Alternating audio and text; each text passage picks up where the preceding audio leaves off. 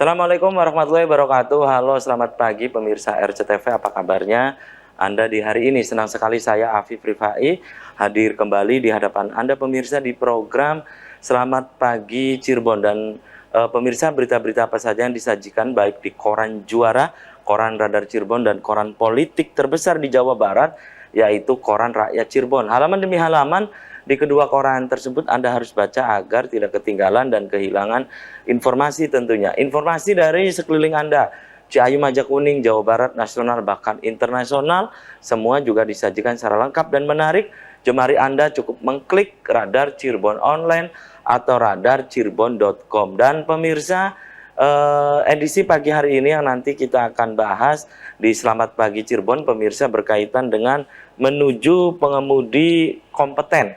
Nah, ini pemirsa, seperti yang kita ketahui bahwa saat ini maraknya kecelakaan ya, bus pariwisata, dan baik yang Anda saksikan di layar kaca maupun dari media cetak. Dan pemirsa, apa ini penyebabnya? Dan seperti yang Anda lihat saat ini di layar kaca RCTV, bahwa ini kejadian tanggal 5 Desember yang lalu ya. Ini kejadian bus pariwisata di daerah Magetan, Jawa Timur, pemirsa. Nah, apa yang menjadi penyebabnya? Nanti kita akan bahas. Kemudian juga bagaimana dengan pemahaman pengemudi tentang rem, kemudian apa saja kewajiban perusahaan angkutan umum, baik terhadap pengemudi maupun kendaraan. Kemudian bagaimana pandangan narasumber terkait kelaikan kendaraan yang faktanya di lapangan banyak diketemukan kendaraan yang tidak layak jalan tetap beroperasi. Nah, nanti bagaimana pendapat narasumber. Kemudian bagaimana dengan retribusi KIR menurut Undang-Undang Nomor 1 Tahun 2022. Yang ini pemirsa, saat ini untuk retribusi KIR ini sudah tidak ada lagi ya. Nah, bagaimana kalau dikaitkan dengan Undang-Undang Nomor 1 di tahun 2022. Kemudian bagaimana dengan SKKNI ini? Nanti kita akan bahas di pagi hari ini. Nah, sebelum saya kenalkan dan kita bahas lebih jauh tentang fenomena ya, maraknya kecelakaan bus pariwisata, saya baca dulu berita dari halaman utama Koran Radar Cirebon edisi hari ini. Ini pemirsa, giliran Sekdis dan Wakil Direktur Rumah Sakit Waled besok diperiksa KPK terkait tindak pidana pencucian uang Sunjaya Purwadi Sastra. Kemudian KPK segera tahan Heri Yung ya, suap Sunjaya 6 miliar. Kemudian diwarnai interupsi, DPR resmi sahkan RKUHP menjadi undang-undang.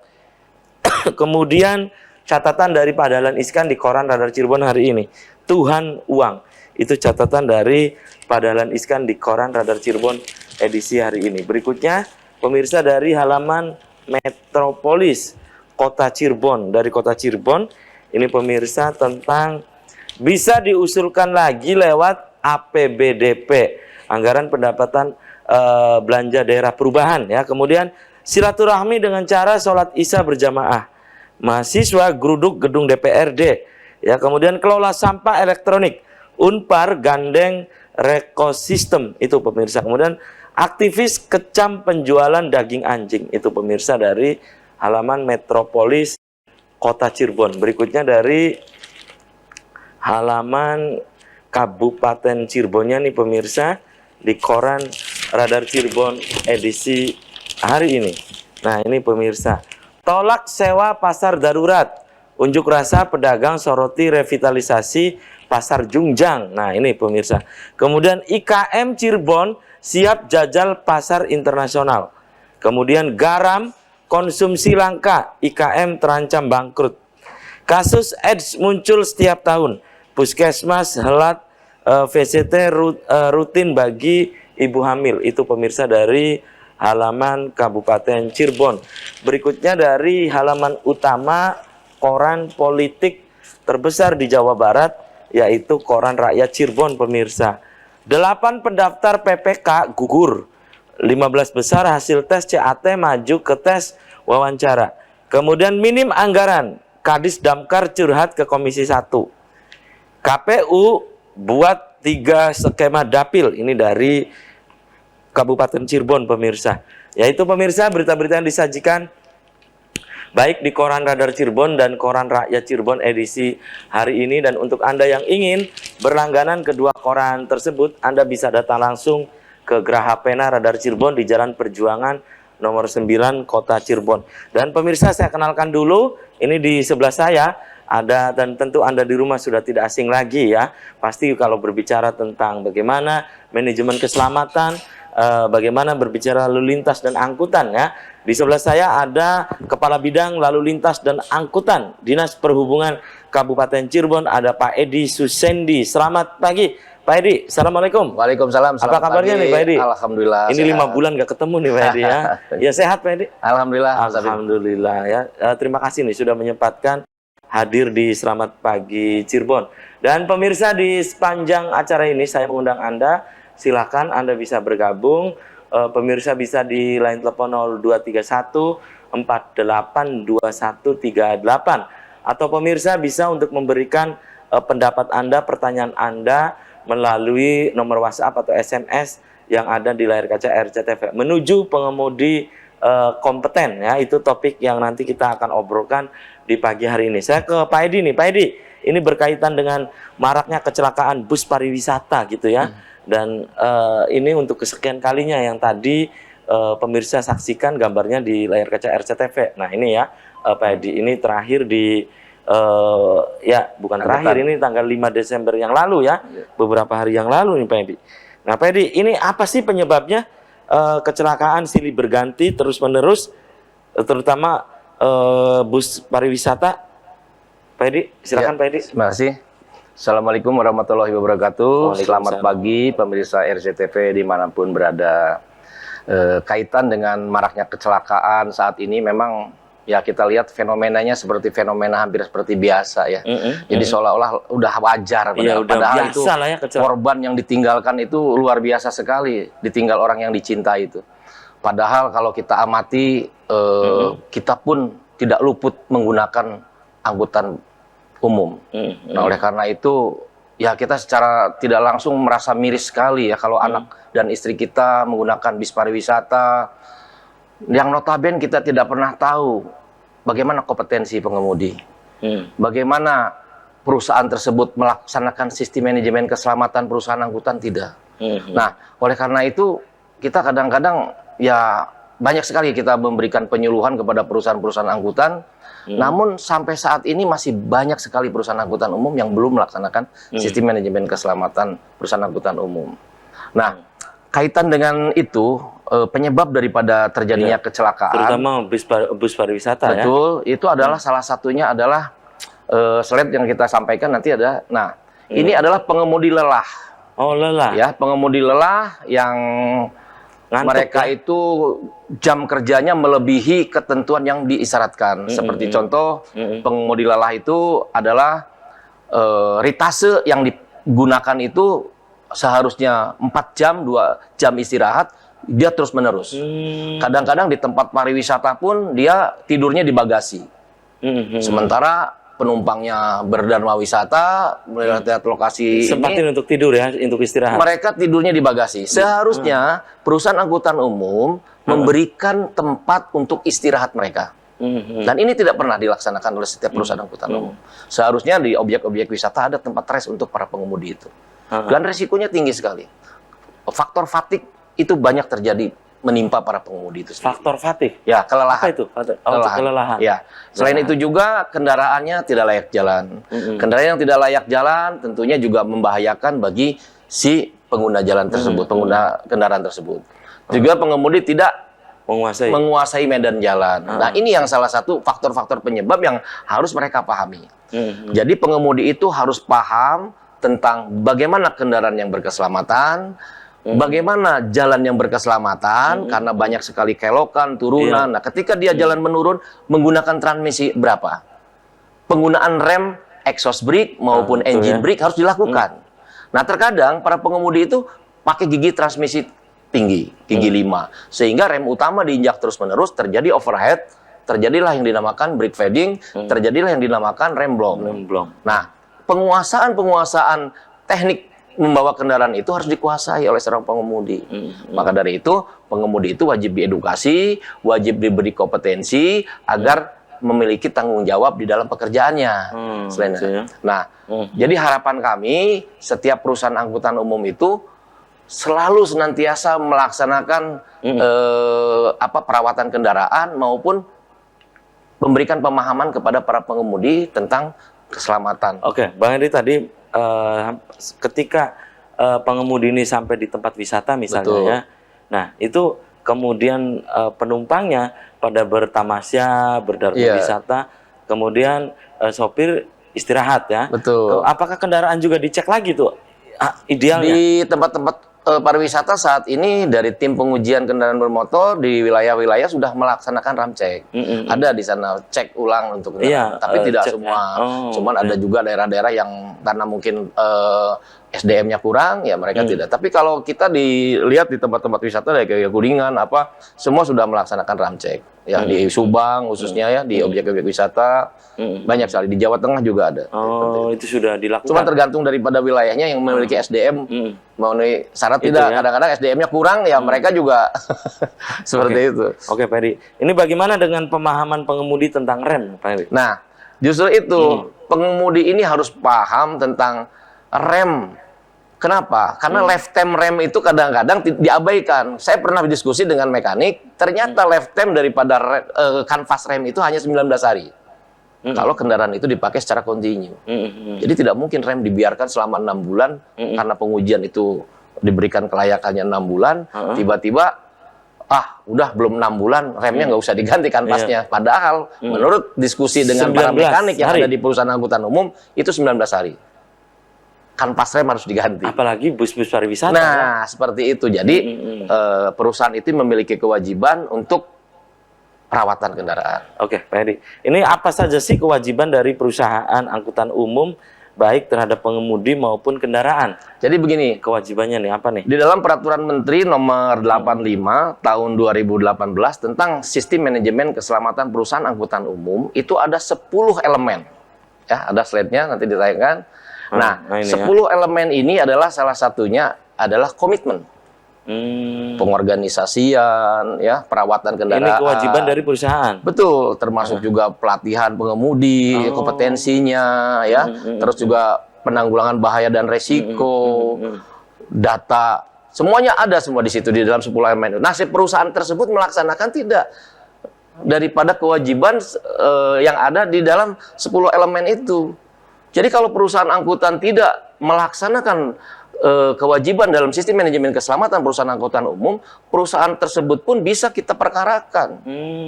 Ya karena masalahnya mereka tidak sudah mengabaikan keselamatan kan. Nah, sedangkan fenomena saat ini, kejadian kecelakaan itu selalu dilimpahkan kepada pengemudi. Karena kelalaian. Pasal 310 Undang-Undang Lalu Lintas Angkutan Jalan ya tahun 2009. Seharusnya ketika terjadi kecelakaan kita lihat perusahaannya bagaimana melaksanakan sistem manajemen keselamatan perusahaan angkutan umum. Tidak. 10 elemen itu berapa elemen yang tidak dilaksanakan. Sehingga perusahaan tersebut tidak cuci tangan. Akhirnya diarahkan kepada pengemudi dengan pasal kelalaian. Pengemudi itu punya anak istri loh. Dia itu ujung tombak daripada keselamatan, harus dihargai profesinya. Pasti pengemudi yang itu, Bang ya? Ya itu saya kadang-kadang melihat fenomenanya. Seperti pasakitan. Padahal dia pahlawan transportasi. Satu hari aja pengemudi tidak melaksanakan kerja se-Indonesia, ekonomi kita lumpuh loh. Nah, tapi ketika dia melaksanakan tugasnya menghilangkan nyawa, dia seolah-olah jadi seorang pesakitan. Dipidana. Padahal kalau kita renet, kita runtut permasalahannya, ternyata perusahaannya yang tidak itu ya melaksanakan sistem manajemen keselamatan, abai di dalam keselamatan. Ada 10 itu tadi ya. 10 elemen itu. Baik. Oke, tahan dulu nih Pak Edi dan pemirsa. Selamat pagi, Cirebon akan segera kembali tetap di RCTV.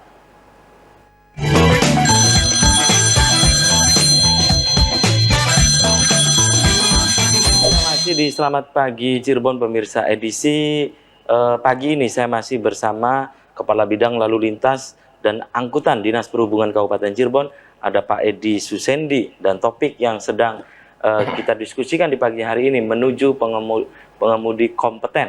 Silakan Anda pemirsa yang ingin bergabung, saya membuka Anda di line telepon 0231 48 21 38 atau pemirsa bisa memberikan pertanyaan Anda melalui nomor WhatsApp atau SMS yang ada di layar kaca RCTV. Saya kembali ke Pak Edi nih. Pak Edi, ini pandangan Pak Edi sendiri terkait dengan kelaikan kendaraan ya. Fakta di lapangan banyak diketemukan kendaraan yang tidak layak jalan juga tetap beroperasi gitu. Pak Edi. Jadi begini Mas Arif ya, pertama-tama kita bahas dulu tentang apa sih layak jalan itu.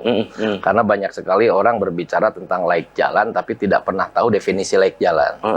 Jadi kalau mengacu kepada keputusan Menteri nomor 63 tahun 1993 tentang ambang batas layak jalan, di situ disebutkan bahwa layak jalan adalah persyaratan minimum dari suatu kendaraan yang harus terpenuhi. Sehingga terhindarnya dari kekurangan-kekurangan teknis dan terhindarnya dari pencemaran lingkungan. Jadi di sini ditekankan bahwa persyaratan minimum. Jadi yang kita periksain itu bukan kondisi minimum, kondisi optimum, maaf. Jadi kondisi minimum itu mengacu kepada ambang batas. Ketebalan ban 1 mili itu masih dinyatakan lulus. Walaupun kata Mas Apip mungkin, wah ini udah gundul kan. Tapi tread wheel indikatornya masih terlihat, masih belum habis, itu masih dinyatakan lulus. Nah, bagaimana dengan kondisi di lapangan? Muatannya lebih, pemakaiannya tidak tidak layak, itu pemakaiannya dia dengan serabutan agresif. Nah, jangankan minimum, optimum pun 1 bulan bisa susut kan. Nah, oleh karena itu kita harus berbicara dulu tentang persyaratan minimum pertama. Nah, yang kedua, orang itu selalu ketika datang ke tempat pengujian inginnya dilayani cepat. Serba cepat ya. Kadang-kadang udahlah lama, itu kan dia pintas melalui biro jasa, melalui calo, terjadilah di situ bargaining kan. Nah, itu yang kita hindari. Oleh karena itu, saya di pengujian Kabupaten Cirebon, saya membuat badan usaha koperasi. Maksudnya bukan apa-apa, supaya masyarakat itu ketika datang ke tempat pengujian itu bukan hanya sekadar butuh legalitas. Iya, buku ya. Tapi ingin bahwa kendaraannya ada penyakit apa sih dengan kendaraan saya, dan setelah itu diperbaiki. Diperbaiki tidak harus di situ, bisa keluar, bisa kemana. Tapi ketika kita memeriksa kendaraan harus seksama, harus teliti. Kendaraan bagian kolongnya harus bersih. Karena di bagian kolong itu ada grease, ada lumpur, komponen-komponen di kolong itu sensitif sekali. Ketika dia kena guncangan dan apa kalau ada permasalahan akan berakibat kepada komponen lainnya. Jadi kita bersihkan dulu kolongnya, baru kita uji. Nah, kadang-kadang masyarakat ketika dicuci, wah kendaraan saya udah bersih, kok harus dicuci? Dia tidak paham kalau di bagian kolong itu ada komponen-komponen yang harus dibersihkan. Nah, sampai lapor ke ombudsman. Ternyata dari ombudsman melihat fakta yang ada balasan, tidak diketemukan maladministrasi dan memang badan usaha, cucian juga berbentuknya koperasi, bukan dari loket kan. Nah, setelah itu saya membuat lagi gagasan, dibikinlah bengkel di situ. Di tempat pengujian. Maksudnya supaya orang tidak terlalu jauh. Tidak keluar ketika diagnosa hasil ujinya itu menyatakan ada kekurangan teknis, disarankan ke bengkel untuk diperbaiki. Supaya kendaraan pulang itu dalam keadaan memenuhi persyaratan teknis layak jalan. Tapi ini pun kembali. Karena di sana banyak calo, banyak biro jasa yang merasa terganggu. Waduh, kok jadi lama ini? Saya tuh. Nah, padahal ini untuk keselamatan dirinya. Banyak kejadian diperbaiki dulu, silakan di luar. Balik lagi Pak, di luar mahal. Justru saya siapkan tempat itu supaya bisa terjangkau harganya. Tidak terlalu mahal. Dan komponen yang diperiksa itu benar-benar sesuai dengan diagnos yang ada di pengujian. Seperti itu Pak. Bukan semata-mata kita mencari keuntungan, tapi harus kendaraan yang diperiksa itu pulang itu dalam keadaan layak jalan, memenuhi persyaratan yang lain. Tapi kan kadang-kadang masyarakat hanya butuh buku legalitas aja. Buku. Itu yang harus kita tanam. Dengan fenomena kejadian, maksudnya kejadian bus pariwisata ini ya, yang terus-terusan nih. Bagaimana sih? Ini masyarakat juga kan harus tahu nih, untuk memilih kendaraan pariwisata itu yang baik itu harus bagaimana gitu. Nah, kembali lagi, kami juga menghimbau kepada masyarakat agar ikut sebagai kontrol ya kepada perusahaan, kira-kira perusahaan tersebut menerapkan sistem manajemen keselamatan tidak. Itu perlu diterapkan kepada mindset masyarakat ketika menggunakan perusahaan angkutan umum, itu dia harus paham dulu, ini perusahaannya menerapkan sistem manajemen keselamatan perusahaan nggak? Satu. Yang kedua, pengemudinya kompeten tidak? Iya kan? Kompeten itu harus ditunjukkan dengan sertifikat kompetensi. Kan kalau masyarakat nggak tahu itu pengemudinya kompeten atau Maka dari itu, masyarakat bisa menanyakan gitu. kami bersama-sama Korlantas Polri saat ini sedang mensosialisasikan agar pengemudi itu ada edukasinya, ada uji kompetensinya. Sehingga nanti perusahaan-perusahaan pada saat melakukan usaha harus merekrut orang-orang yang memiliki kompetensi. Tidak asal ngambil-ngambil aja, rekrutmennya harus jelas. Nah, ini sedang kita tata. Korlantas Polri sedang menyiapkan ISDC, Indonesia Safety Driving Center, untuk melatih para instruktur. Begitu juga kami di lapangan sedang melaksanakan uji kompetensi. Transjakarta udah ada sekitar 1.000 pengemudi yang sudah diuji kompetensi.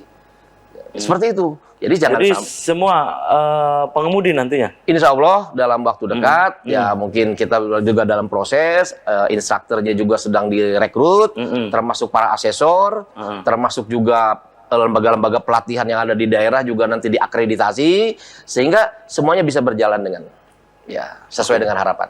Itu ya. Jadi bukan nantinya pengemudi ini sembarangan, pengemudi tembak kadang ya.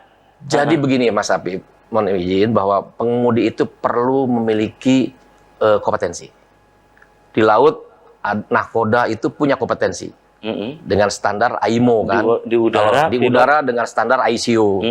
Nah, di darat belum ada standarnya. Betul. Setiap profesi keahlian harus ada standarnya. Nah, kita standarnya apa? Nah, oleh karena itu kita bersama-sama Korlantas Polri membuat menyetandarkan pelatihan mengemudi itu berdasarkan SKKNI dan KKNI sesuai dengan keahlian masing-masing. Nanti kita jelaskan SKKNI. Nah, ini tentang retribusi KIR nih, Pak Edi ya. Bagaimana nih Undang-Undang Nomor 1 Tahun 2022, Pak Edi, tentang retribusi KIR nih? Nah, ini jadi kemarin ada rapat di Bali, di Jogja tentang pembahasan Undang-Undang Nomor 1 Tahun 2022 ini, di mana tentang hubungan keuangan antara pemerintah pusat dan daerah.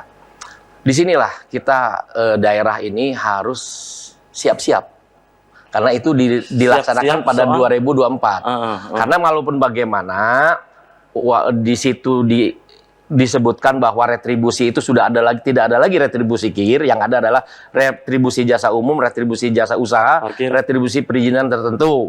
Di situ di dalamnya ada pelayanan kesehatan, pelayanan kebersihan, pelayanan parkir di tepi jalan umum, termasuk juga pengendalian lalu lintas. Jadi di situ retribusi KIR sudah tidak ada.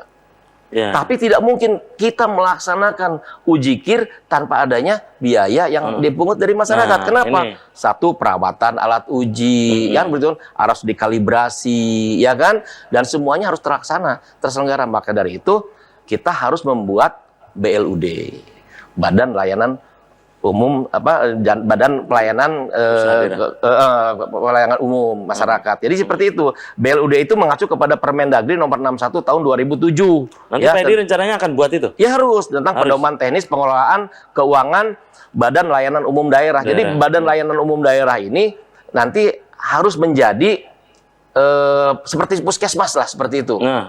Jadi pelayanan KIR itu karena walaupun bagaimana masyarakat tetap harus ada kontribusi, karena itu kan harus. Sekarang kalau misalnya dihapus berarti tidak ada pelayanan pengujian, berarti membiarkan kendaraan-kendaraan yang tidak layak uji berkeliaran di jalan kan. Nah, ke depan ada kemungkinan ada pengujian swasta. Ke depan itu? Ya bisa jadi bengkel-bengkel bisa mengadakan pengujian swasta. Nah, maka dari itu pelayanan dari pemerintah ini harus lebih baik. Pelayanan kepada masyarakat juga harus benar-benar baik. Jadi masyarakat harus dilayani dengan baik, hasil ujinya juga akurat, tidak ada lagi pungli di dalamnya, ya tapi melakukan badan usaha seperti puskesmas. Nah, tapi permasalahannya anggarannya kan masih ada di dalam pengelolaan pengujian itu. Nanti ini rencana Pak Edi mau ini. Ya mudah-mudahan saya sebelum pensiun bisa terselenggara Pak Edi ya. mau pensiun, Ya, Pak Edi? saya 2023 Oktober sudah selesai. Oh, saya Dan kira maka dari masih. itu kalau seandainya saya ini belum pensiun, saya merasa punya PR kan. Mudah-mudahan sebelum pensiun karena ini dilaksanakan Undang-Undang Nomor 1 Tahun 2022 tentang hubungan pemerintahan pusat dan daerah ini. Bisa 2023 ini sudah BLUD. Badan Layanan Umum Daerah ini sudah terselenggara. Baik, Sehingga pelayanan pengujian di Kabupaten Cirebon masih bisa terselenggara dengan baik. Baik, gitu ya. Oke. Ini bagaimana nih Pak Edi nih agar ini segera terwujud ya, berkaitan dengan retribusi KIR ini ya. Betul. Oke, tahan dulu nih Pak Edi dan pemirsa. Selamat pagi Cirebon akan segera kembali. Usaha komersial break berikut ini.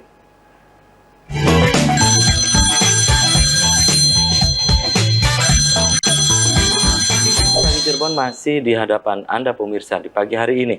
Saya masih bersama Pak Edi Susendi, Kepala Bidang atau Kabid Lalu Lintas dan Angkutan Dinas Perhubungan Kabupaten Cirebon pemirsa. Topik yang sedang kita diskusikan di pagi hari ini menuju pengemudi yang kompeten ya. Kembali saya ke Pak Edi nih, menarik ini tentang retribusi KIR nih ya. Anda tadi ingin menyebut, Pak Edi tadi menyebutkan bahwa ini mau tidak mau harus dibuat Badan Layanan Umum Daerah ya, atau BLUD lah ya. Seperti di puskesmas itu. Dan Pak Edi tentunya ingin pasti memiliki strategi nih. Apa nih strateginya? Terutama Pak Edi yang tadi disebutkan di tahun 2023 yang akan datang di bulan Oktober ini akan memasuki AMJ ya, akhir masa jabatan atau ya pensiun lah ya. Nah Pak Edi, ini tentunya kan Pak Edi ingin meninggalkan jejak, iya kan, ingin meninggalkan jejak. Apa nih strateginya agar KIR ini bisa tetap jalan, kemudian ada juga pemasukan untuk PAD gitu ya. Tentunya ada strategi nih Pak Edi. Apa nih Pak Edi? Jadi begini, PAD pengujian kendaraan bermotor itu kan 2,2 miliar ya. Pemerintah daerah juga mungkin tidak mau kehilangan tentunya ya. apa namanya APBD yang segitu besar. Nah, selain itu juga pelayanan pengujian itu harus terlaksana dengan baik. Nah, selain itu juga perawatan alat juga harus terlaksana. Oleh karena itu harus dibikin Badan Layanan Usaha Daerah. Nah, strateginya adalah kita harus membuat UPT dulu karena kita masih di bawah bidang, masih statusnya seksi di situ, bukan UPT. Nah, harus di UPT-kan dulu. Setelah UPT, mungkin nanti kita dengan para penentu kebijakan, kita ada rapat bersama dengan Pak Sekda, dengan Bapeda, ya. Mungkin nanti Pak Bupati pun mengeluarkan, mungkin nanti apa Perbu, apa itu nanti dibuat perda. Seperti itu. Sehingga pada saat nanti 2024 ini, kita sudah bisa berjalan tentu nggak terputus gitu loh. PAD juga tetap masuk, PAD itu masih tetap diterima oleh daerah. Itu ya. Harapannya seperti itu kan. Pak Edi, kalau tentang SKKNI nih, ini menarik nih tentang SKKNI. Ya, karena kembali lagi kepada para pengemudi di Indonesia ini kan, profesinya ini kan harus ada standar. Nah, oleh karena itu coba kita bayangkan ya, pengemudi di Indonesia sekian ribu, sekian juta mungkin ya. Mungkin hanya sebagian yang memiliki standar uji kompetensi. Nah, sedangkan kalau kita lihat anak, istri, keluarga kita berangkat menggunakan angkutan umum yang notabene kita tidak pernah tahu kompetensi pengemudinya seperti apa. Mas Apip, tega nggak kira-kira ketika melihat anak istri kita pergi wisata, kita lambaikan tangan, berangkatlah mereka, orang-orang yang kita cintai. Tapi kita tidak pernah tahu bagaimana pengemudi itu kompeten atau tidak. Ya kan? Bagaimana kendaraan perusahaannya, ya kan, melaksanakan sistem manajemen keselamatan perusahaan angkutan umum. Kita itu disitulah kita harus mulai berawal. Karena orang-orang yang kita cintai tidak lepas dari penggunaan jalan umum ya. Nah, standar kompetensi ini adalah dituangkan di dalam Permenaker ya, awalnya nomor 13 tahun 2000 SKKN ini. Ya, tahun 2003. Jadi setiap profesi harus ada standarnya. Nah, apa itu SKKNI? SKKNI itu adalah semacam rumusan, Mas Apip, rumusan kemampuan kerja ya yang mencakup aspek pengetahuan, keahlian, ya, termasuk juga sikap kerja yang relevan dengan pelaksanaan tugas dan syarat jabatan yang ditetapkan sesuai dengan ketentuan dan peraturan perundang-undangan. Jadi seorang pengemudi itu harus dinyatakan skill-nya oke, ya, attitude-nya oke, dan knowledge-nya juga oke.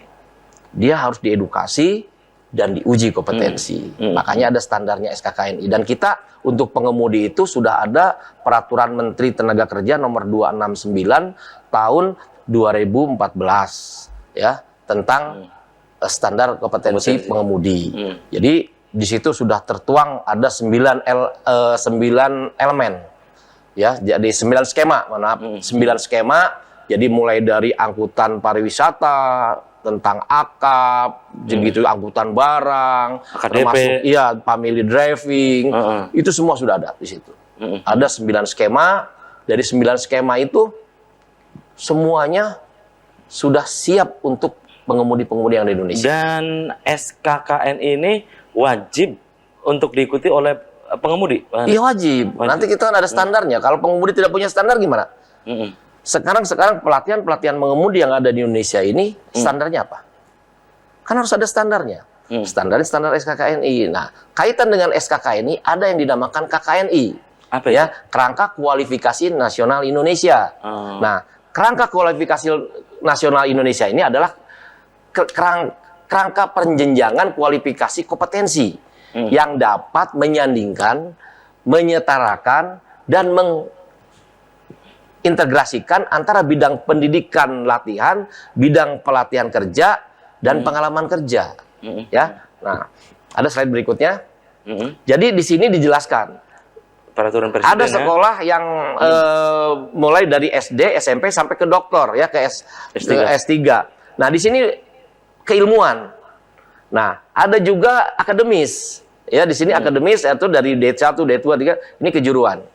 Tapi ada juga yang didapat dari keahlian, pendidikan dan latihan. Ada seperti contoh pengemudi sudah sekian tahun mengemudi, kan tidak mungkin ambil lagi ke kejuruan. Dia harus disetarakan, harus diintegrasikan, ya, supaya dia bisa disandingkan sebagai pengemudi yang kompeten. Nah, ada pendidikan formal, ada yang non formal, ya, seperti yang sebelah kanan ini adalah non formal. Nah, dia harus diakui keahliannya. Kan nggak mungkin sekarang supir SDM-nya aja kadang-kadang ada yang SD, ya kan? Ada yang, nah, apa dia sekolah lagi? Kan nggak. Nah, dia harus disandingkan dan disetarakan, yaitu melalui pelatihan dan uji kompetensi nantinya, seperti itu. Jadi semuanya itu bisa terlaksana. Nah, ini siapa yang menguji? Siapa itu? Nah, itu ada lembaga di bawah Presiden. Apa itu? Badan Nasional Sertifikasi Profesi yang dinamakan BNSP. Oh, itu yang menguji? Betul. Jadi BNSP ini tertuang di dalam peraturan Undang-Undang Nomor 13 tahun 2003 tentang Kemenaker. Jadi di situ sudah tertuang adanya BNSP. Nah, di mana pada pasal 18 itu tenaga kerja berhak memperoleh pengakuan kompetensi kerja setelah mengikuti pelatihan kerja yang diselenggarakan lembaga pelatihan kerja pemerintah, lembaga pelatihan kerja swasta, atau pelatihan di tempat kerja. Pengakuan kompetensi kerja sebagaimana dimaksud di dalam ayat 1 dilakukan melalui sertifikasi kompetensi kerja. Kompetensi kerja sebagaimana dimaksud dalam ayat 2 dapat pula diikuti oleh tenaga kerja dan berpengalaman. Untuk melaksanakan kompetensi kerja diperlukan Badan Nasional Sertifikasi Profesi yang independen. Pembentukan Badan Sertifikasi Independen sebagaimana ayat 4 diatur dengan peraturan pemerintah. Nah, BNSP ini di bawah Presiden, badan. Nah, nanti BNSP ini memberikan lisensi kepada lembaga sertifikasi profesi. Dan ini di setiap daerah harus ada BNSP atau saat nasional? Ini untuk pengemudi itu LSP-nya ada di Jakarta. Nah, tapi kita bisa membawa mereka ke daerah. Kita makanya dari itu di Polres kami sosialisasi dengan Korlantas Polri itu banyak yang ikut asesor, banyak yang ikut instruktur dengan TOT di ISDC. Ya, tujuannya nanti pada saat aturan ini mulai berjalan, ketentuan ini, para asesornya tidak harus ke dari pusat, dari Polres setempat, dari mungkin dari Disub juga ada yang ikut asesor, ada yang ikut instruktur. Mas Api pun bisa ikut jadi instruktur, nanti dilatih dulu di Indonesia Safety Driving Center. Jadi semuanya harus melalui pelatihan-pelatihan. Pelatihan dulu. Nah, Setelah itu barulah dibuat aturan yang mengikat agar wajib semuanya. Jadi sekarang ininya dulu, infrastrukturnya dulu kita Dan siapkan. ini sebagai upaya perbaikan ya, terus menerus ya, terutama untuk pengemudi yang kompeten itu. Supaya orang menjadi pengemudi ini tidak mudah. Orang menjadi profesi pengemudi ini punya kebanggaan. Saat ini pengemudi ini diposisikan hanya sebagai kuli angkut. Ketika kita fenomena ribut-ribut odol ya, overdimensi, overload, ya bagaimana mungkin orang pengemudi jadikan kuli angkut? Dia hanya sekedar membawa, dia perintah dari pemilik barang, perintah dari pemilik angkutan, mereka hanya pekerja. Tapi ketika pengemudi sudah kompeten, dia punya hak tawar. Dia bisa bargaining. Nggak bisa, kalau muatannya lebih, saya kompetensinya bisa dicabut. Ketika dimensinya melebihi ketentuan, nanti kompetensi saya dicabut. Seperti laut, nahkoda itu paling takut ketika dia diketemukan melanggar. Pada saat sandar di pelabuhan tidak mengibarkan bendera merah putih, sah bandar menegur, takutnya minta ampun. Karena apa? Dia sudah melanggar ketentuan yang ini diharuskan. juga yang harus dimiliki oleh pengemudi Pengemudi darat, seperti di darat, itu. ya. Dia harus memiliki responsibility, harus memiliki tanggung jawab di dalam pekerjaannya. Kalau tidak seperti itu, kita lihat para algojo di jalan sekarang berkeliaran. Itu karena apa? Karena mereka tidak kompeten, mereka tidak diikat oleh aturan. Oke, Pak Edi, tahan dulu ya. Dan pemirsa, selamat pagi Cirebon akan segera kembali usai pariwara berikut ini.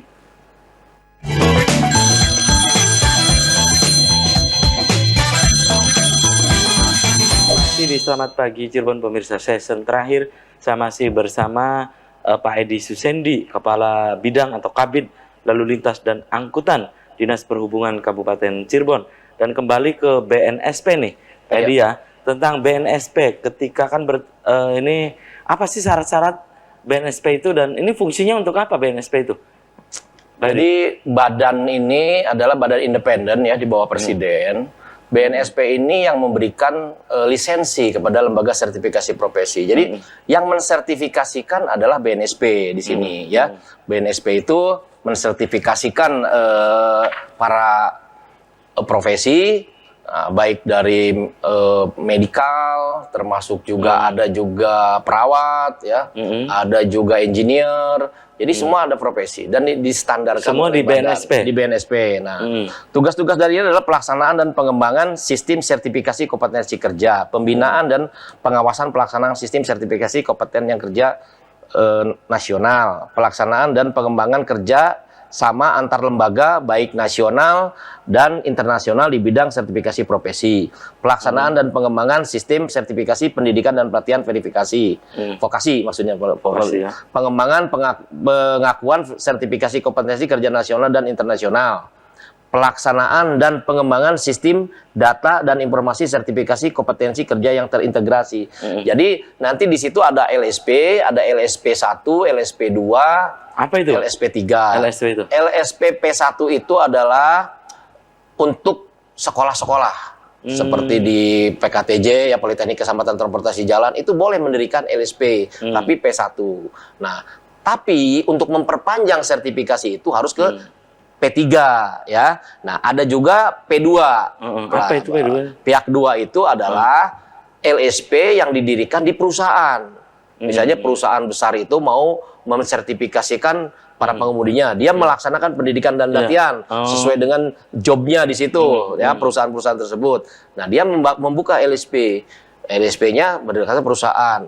Seperti itu boleh itu. Nah, nanti P3 tidak melihat dia pendidikan dari mana, dari industri, ya dunia industri maupun dunia usaha. LSP bisa memperpanjang itu semua tanpa harus melihat jenjang pendidikannya. Tapi semuanya harus diverifikasi. Pelatihannya yang di P1 juga diverifikasi sesuai dengan standarnya. Jadi seperti itu. Jadi BNSP itu memberikan lisensi kepada lembaga sertifikasi profesi untuk mensertifikatkan para tenaga-tenaga ahli itu. Oke, Pak Edi tadi asesor. Pak Edi tadi berulang kali menyebut asesor. Nah, asesor ini memang ada syaratnya nggak? Ya ada. Untuk menjadi asesor itu pertama dia harus sarjana ya. Nah, yang kedua dia harus memahami tentang teknis. Jadi apa yang mau di-ACC? Misalnya penguji kendaraan bermotor. Nah, harus punya sertifikat penguji dulu. Oh, mau disertifikasi pengemudi misalnya oleh asesor, ACC-nya. Ya, seorang asesor harus memiliki sertifikasi pengemudi juga. Dia udah kompeten atau belum? Belum. Masa sekarang kita mau mengasesi orang sementara kita sendiri bukan ahlinya. Itu ya. Jadi kita harus ahlinya dulu di bidangnya seperti itu. Tapi rencana ke depan nanti di setiap daerah ini ada gitu ya? Ya harus Asesor, ada, harus ada. Jadi karena tidak pelaksanaannya uji kompetensi gimana? Masa harus dari Jakarta? Iya, tidak mesti dari Jakarta. Ya, dan kita membuka semua teman-teman kita yang ada di perhubungan, teman-teman kita, rekan-rekan kita yang ada di kepolisian, semua ditawarkan sama kita untuk ikut diklat instruktur maupun asesor. Nah, kami keliling Indonesia ini ada di 16 Polda, 16 provinsi yang Pak Edi kemarin lakukan itu. Ya, 16 Polda dan 16 provinsi kita bersama-sama mensosialisasikan tentang sistem standar kompetensi nasional Indonesia. Itu ya, SKKNI, SKKNI dan KKNI. Jadi ya mudah-mudahan dalam waktu dekat semuanya bisa terlaksana dengan baik dan itu berlanjut semua. Karena kewajiban daripada pemerintah pusat dan pemerintah daerah ini bisa memberikan pelayanan transportasi kepada masyarakat ini, transportasi yang aman, lancar, tertib ya. Nah, tentunya juga harus orang-orang kompeten kan. Kompeten juga. Seperti itu ya, betul. Harus diimbangi ya dengan kompetensi ya. Betul. Oke. Dan Pak Edi ini tadi 18 Polda. 16 Polda. 16 Polda. Iya. Nah, Pak Edi berkeliling menyampaikan materi yang tadi disampaikan Pak Edi. Betul, gitu. Kita sampaikan bahwa di setiap jajaran Polda itu kan ada unit Kamsel ya. Kamsel. Nah, unit Kamsel itu yang menyelenggarakan karena kita programnya juga dari Dirkamsel ya, dari Korlantas bagian Kamsel juga. Jadi nanti di Kamsel-Kamsel itulah kami memberikan edukasi gitu. Jadi banyak sekali dari perwira-perwira Polri yang aktif maupun yang sudah pensiun yang ikut diklat asesor. Makanya kami dengan teman-teman di perhubungan juga mengajak. Karena apa? Materi dari perhubungan juga harus disampaikan kepada para pengemudi.